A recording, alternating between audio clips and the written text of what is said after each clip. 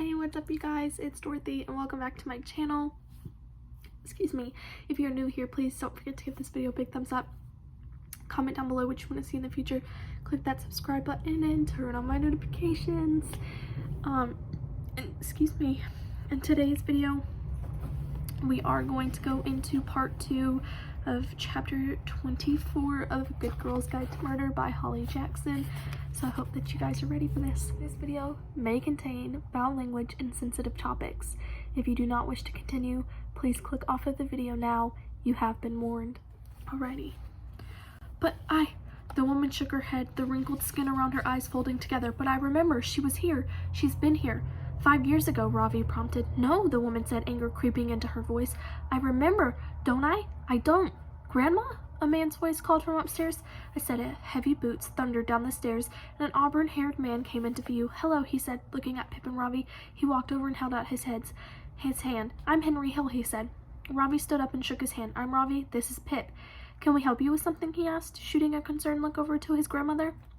We were just asking your grandma a couple questions about someone who stayed here 5 years ago, said Ravi.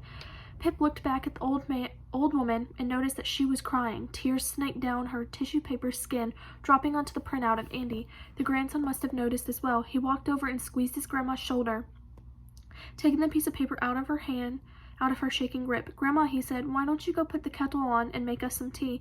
I'll help out these people here. Don't worry. He eased her up out of the chair and steered her toward a door to the left of the hall, handing the photo of Andy to Pip as they passed. Ravi and Pip looked at each other, questions in their eyes, until Henry returned a few seconds later, closing the kitchen door to muffle the sound of the boiling kettle. Sorry, he said, with a sad smile. She gets upset when she gets confused. The Alzheimer's. It's starting to get bad. I'm actually just cleaning up the place to put it on the market. She keeps forgetting that. I'm sorry, Pip said. We should have realized. We didn't mean to upset her. No, I know. Of course you didn't, he said. Can I help with whatever it is? We were asking about this girl. Pip held up the paper, whether she stayed here 5 years ago. And what did my grandma say? She thought she'd seen her recently, just a few weeks ago. She swallowed, but this girl died in 2014. She does that quite often now, he said, looking between the two of them, gets confused about times, and when things happen, sometimes she thinks my granddad is alive. She's probably just recognizing your girl from 5 years ago. And if that's when you think she was here? Yeah, Pip said, I guess. Sorry I can't be more of a help. I can't tell you who stayed here 5 years ago. We haven't kept the old records. But if she recognized her, I guess that gives you your answer. Pip nodded. It does. Sorry for upsetting her. Will she be okay? Said Ravi. She'll be fine, Henry said gently. Tea will do the trick. They stepped out of the Fairview station, the town dimming as it turned 6 o'clock and the sun slumped off to the west.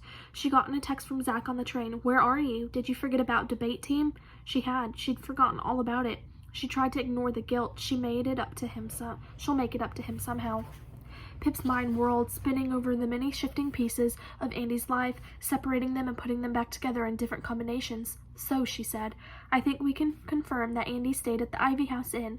The bathroom tiles at the woman's time confused recognition were proof enough of that. They turned right into the parking lot, heading for Pip's car down at the far end, and if Andy was going to the inn, Ravi said, must be because that's where she met the secret older guy, and they were both trying to avoid getting caught. Pip nodded in agreement. So that means that whoever secret older guy was, he couldn't have Andy over at his house, and the most likely reason for that would be that he lived with his family or wife. This changed things. Pip carried on. Daniel Da Silva with his new wife in 2014, and Max Hastings living with his parents, who knew Sal well. Both of them would have needed to be away from home to carry out a secret relationship with Andy. And let's not forget, Max has a naked photo of Andy taken inside the Ivy House Inn. A photo he supposedly found, she said, using air quotes around the word. Yeah, Ravi said, but Howie Bowers lived alone. If it was him Andy was secretly seeing, they wouldn't have needed to stay in a hotel. That's what I'm thinking, Pip said, which means I think we can rule out Howie as a candidate for secret older guy, although that doesn't necessarily mean that he isn't her killer. True, Ravi agreed, but at least it clears the picture a little. It wasn't Howie that Andy was seeing behind Sal's back in March, and it wasn't him she spoke of ruining. They had deduced all the way over to her car. Pip fiddled in her pocket and blipped the keys. She opened the driver's side door and shoved her backpack inside, Ravi taking it on his lap in the passenger seat. As she started to climb in, she looked up and noticed a man leaning against the far fence about 60 feet away, and a green parka coat with a bright orange lining. Howie Bowers, furred hood up, nodding at the man beside him. A man gesticulating widely as he mouthed silent and angry-looking words. A man is in a smart wool coat with floppy blonde hair. Max Hastings.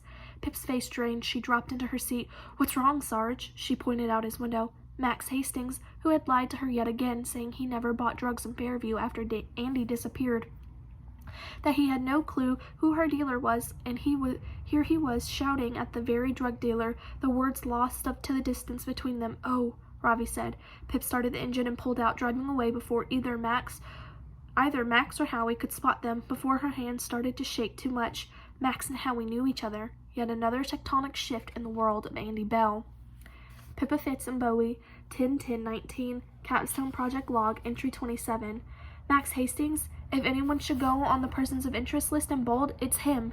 He's lied twice now in Andy-related matters, and you don't lie unless you have something to hide. Let's recap. He's an older guy. He has a naked picture of Andy taken in a hotel where he could very well have been meeting her in March of 2014.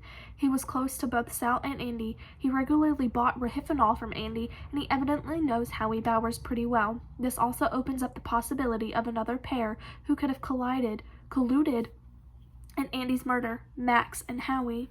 I think it's time to follow this rohypnol trail. No normal 19-year-old buys roofies for school parties, right? And it's the thing that links this messy Max, Howie, Andy triangle. I'll message some 2014 Fairview High alumni and see if I can figure out what was going on at a calamity parties. If what I'm suspecting is true, could Max and rohypnol be the key players in what happened to Andy that night? I just asked Naomi if she knew whether drinks could get spiked at calamities. She said she never saw or heard anything of the sort. If it was happening, Max must have kept it well hidden. Maybe his friends hadn't really known him at all, not the real him. Persons of interest: Jason Bell, Naomi Ward, secret older guy, Nat Da Silva, Daniel Da Silva, Max Hastings, and Howie Bowers. I'm going to leave off right there. We will pick up in part 3 in the next video. I will see you guys in the next video. Bye!